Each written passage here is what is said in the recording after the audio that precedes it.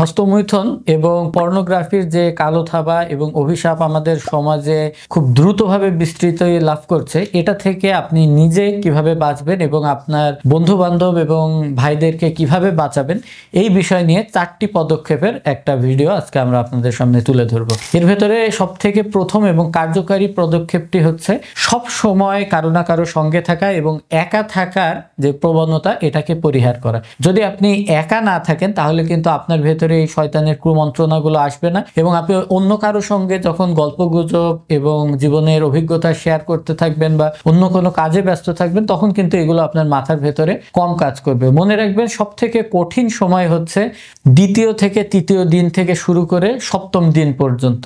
যদি আপনি 7টা দিন পার করে ফেলতে পারেন, এরপরে কিন্তু আবার আপনার জন্য নিজেকে নিয়ন্ত্রণ করাটা সহজ হতে থাকে। তবে 2য় বা 3য় দিন থেকে উত্তেজনা এবং উদ্বিগ্নতাটা বাড়তে থাকে, যার কারণে এই সময়টা আপনার সচেতন থাকা সব থেকে গুরুত্বপূর্ণ। দ্বিতীয় বিষয়টি হচ্ছে আপনাকে অবশ্যই ভালো খাবার দাবার খেতে হবে। এই সময়ের ভেতরে আপনার ভেতরে আগের বদ অভ্যাসের কারণে যে সকল ক্ষয়ক্ষতি হয়েছে সেগুলোকে আপনি যদি পূরণ করে নিতে চান, সেক্ষেত্রে পেঁয়াজ কুচি, মধু, ডিমের কুসুম, দুধ বা বাদাম এই জাতীয় খাবারগুলো কিন্তু আপনাকে সহায়তা করবে।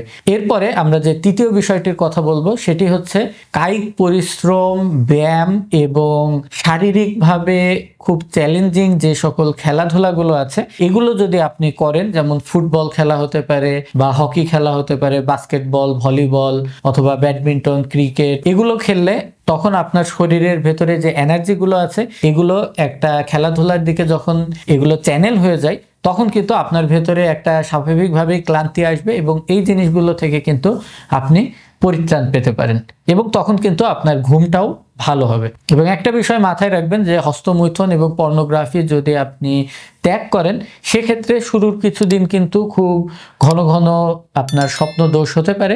এটা সম্পূর্ণরূপে স্বাভাবিক, এটা নিয়ে ভয় পাওয়ার বা দুশ্চিন্তার কোনো কারণ নেই।